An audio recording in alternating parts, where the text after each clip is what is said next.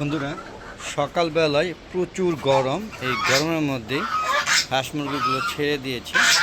হ্যাঁ, এত গরম শেডের ভিতরে কিন্তু ওরা অসুস্থ হয়ে গিয়েছে। দেখেন সকালবেলা বের হয়ে যেমন ওরা মুক্ত ডানার মতো পাখা মিলে উঠতে চাচ্ছে। আসসালামু আলাইকুম রহমতুল্লাহি ওয়া বারাকাতুহু। হ্যালো দেগুর পক্ষ থেকে সাত বাগানে সবাইকে স্বাগতম। বন্ধুরা সবাই কেমন আছেন? আশা করি সবাই ভালো আছেন, আমিও ভালো আছি। আমার বেবি রাজহাঁসগুলো, বেবি বলতে যাচ্ছি আর এখনও বেবি। হ্যাঁ, এদের বয়স কিন্তু 3 মাস পূর্ণ হয়েছে। তো দেখেন 3 মাসে এদের সাইজ এক একটা মাশাআল্লাহ, হ্যাঁ, বড় হাঁসের মতো হয়ে গিয়েছে। দেখেন এই যে সাদা হাঁসটা দেখতে পাচ্ছেন কত বড় হয়ে গিয়েছে। এই যে এটা মানে হাসি, আর এটা সম্ভবত হাঁসা। হ্যাঁ, আমি শিওর না, আপনারা যদি জানেন অবশ্যই কমেন্ট করে লিখে পাঠাবেন। দেখেন বন্ধুরা, একদম পুরো বড় হাঁসের মতো বড় হয়ে গেছে। দেখতে পাচ্ছেন সবাই সকালবেলা বের হয়ে খাবার নিয়ে ব্যস্ত আছে। একটা ভ্যাপসা গরম, মারাত্মক গ্রুমি একটা আবহাওয়া, মনে হচ্ছে সব তছনছ করে দেবে সকালবেলায়। তো এখন মানে সারাটা দিন কী অবস্থায় থাকবে ছাদে, এইটা কিন্তু মানে একটা ভয়ঙ্কর একটা ব্যাপার। এরা যে হাঁ করে নিঃশ্বাস নেয়, দেখেন এরা পানি, হ্যাঁ, দিনের মধ্যে অন্তত পক্ষে 5 থেকে 6 বার ওদেরকে পানি দিয়ে রাখতে হয়। কারণ পানির উপর ওরা গোসল করে চারিদিকে পানি দিয়ে রাখছে যাতে ওরা নিজেরা, হ্যাঁ, মানে একটু ঠান্ডা থাকতে পারে। দেখেন আমার গাছের আম, ছাদে যদি এরকম একটা কিউজায় গাছ লাগাতে পারেন, দেখেন ছোট একটা ড্রামে লাগিয়ে দিয়েছে, তারে সেই অবস্থা দেখেন।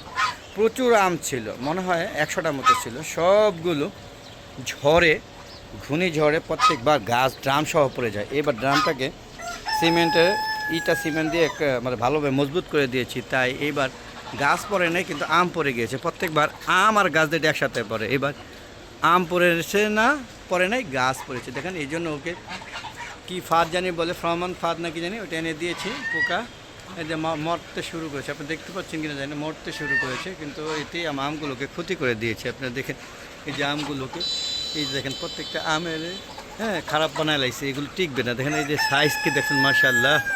আপনারা প্লিজ আপনারা সবাই ছাদ বাগান করুন এবং ছাদে এত সুন্দর সুন্দর আম লাগাবেন। আমার আম পুরো ছাদে আম নিয়ে একটা ভিডিও দিয়েছে, সেটা দেখবেন বন্ধুরা। দেখেন কত আম আছে, এখনও মাশাআল্লাহ প্রচুর আম আছে। পাশাপাশি দেখেন এই যে আমি সবজি করেছি, কলমি শাক লাগিয়েছি, ওয়ালটাকেও আমি সেটাকে সৎ ব্যবহার করেছি। দেখেন এখানে মুরগিও চলতেছে, ওয়ালও চলতেছে। যে নেট দিয়ে দিয়েছি, প্রথমত কবুতর ছিল, কবুতরগুলো মল ত্যাগ করতো, এগুলা এই জন্য নোংরা থাকতো। দ্বিতীয়ত চড়ে পাখি এসে খেয়ে নিত, তাই এগুলোকে এরকমভাবে দিয়েছি। এই পর্যন্ত 3 বার না 4 বার খেয়েছি। ইনশাআল্লাহ আরও 2-1 বার আজকে বা কালকের মধ্যে আরেকবার কেটে নিব। হ্যাঁ, 2 দিন পরে কেটে নিব, তাহলে আরও একটু বড়ো হবে, মজা পাবো।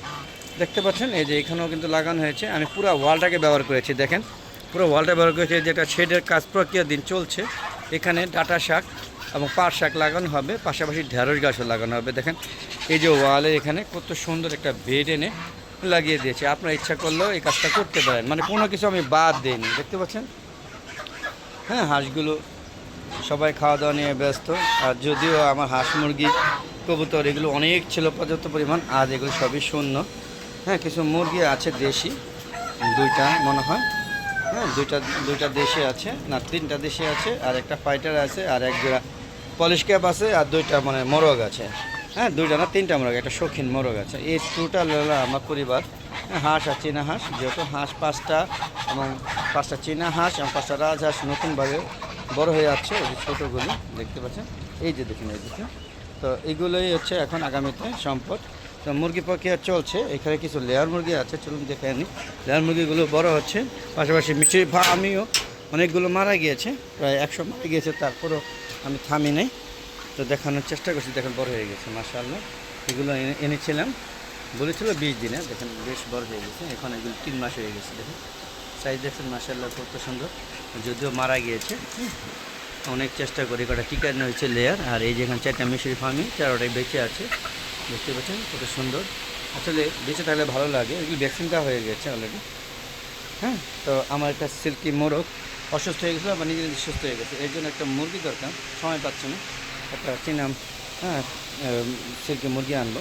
সিল্কি মুরগি একটা বৈশিষ্ট্য, প্রচুর ডিম পারে। হ্যাঁ, আর দেখুন, আর লেয়ার মুরগি তো আপনারা জানেন লাল ডিম পারে, লাল ডিমের জন্য এরা বিখ্যাত। দেখতে পাচ্ছেন কত সুন্দর আমার খামারে এই লেয়ারগুলো। এগুলো আস্তে আস্তে বড় হলে এগুলো মুক্ত করে দেব। হ্যাঁ, তো প্রচুর গরম দেখে চারিদিকে ফ্যান লাগিয়ে দেওয়া হয়েছে, যাতে ওদের কষ্ট না হয়। তা বন্ধুরা এই যে কবুতর এক জোড়া আছে আর একটা জোড়া আছে আর টোটালি দুইটা, টোটাল 4টা আছে। জানি না এগুলো আদৌ ভবিষ্যতে বাচ্চা দিয়ে আবার বংশ বিস্তার করবে কিনা। যদি এদেরকে আমি রাখি না, ওরা নিজেরাই লুকিয়ে চুকিয়ে ছিল।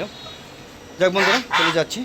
তো যার আগে বন্ধুরা বলবো আমার একটা ফেসবুক আছে, ফেসবুক পেজ আছে, হ্যাঁ মিজান এগ্রো বিডি। ফেসবুক পেজটাকে অবশ্যই ফলো দিবেন, ফলো দিয়ে সম্পূর্ণ ভিডিওগুলো দেখবেন, দেখে সুন্দর সুন্দর কমেন্ট করবেন, মতামত দিবেন এবং শেয়ার করে সবাইকে দেখার সুযোগ করে দেবেন। ফেসবুক পেজে ভিডিওগুলো সন্ধ্যা 6টার পরে আপলোড করে থাকি।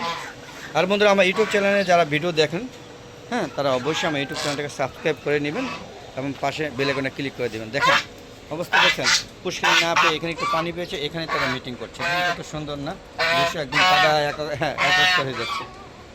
তো বন্ধুরা যে বলছিলাম ফেসবুক পেজটাকে অবশ্যই সাবস্ক্রাইব করে পাশে বেল আইকনটা ক্লিক করে দেবেন, তাহলে যত ভিডিও আছে সব নোটিফিকেশন আকারে আপনার ইউটিউব চ্যানেলের ভিডিওগুলো চলে যাবে। আর পুরাতন ভিডিওগুলো আমরা যখন খুশি তখন দেখতে পারবেন। আর বন্ধুরা ইউটিউব চ্যানেলের ভিডিওগুলো 4টা পরে আপলোড করে থাকি। দেখা আমন্ত্রণ জানাচ্ছি। আর বন্ধুরা সবাইকে বলবো যে আপনারা সবাই ছাদ বাগান করুন। আমিও ছাদ বাগান করেছি, ওয়ালটা করে আমি কাজে লাগিয়ে দিয়েছি। আপনারা দেখতে পাচ্ছেন প্রচুর গাছপালা, জলপাই গাছ থেকে শুরু করে এমন কোনো গাছ নাই। দেখেন ওই যে কাকরোল গাছে ফুল ফুটে আছে, কাকরোল পটল থেকে সব ধরনের সবজি গাছ লাগিয়েছি। সবজি নিয়ে একটা প্রতিবেদন দিব খুব শীঘ্রই, অবশ্যই আপনারা দেখবেন। তো আজ আমরা চলে যাবো, যাওয়ার আগে সবার সুস্থতা কামনা করে আমি আমার ভিডিও শেষ করছি। সবাই ভালো থাকবেন, সুস্থ থাকবেন, নিরাপদে থাকবেন।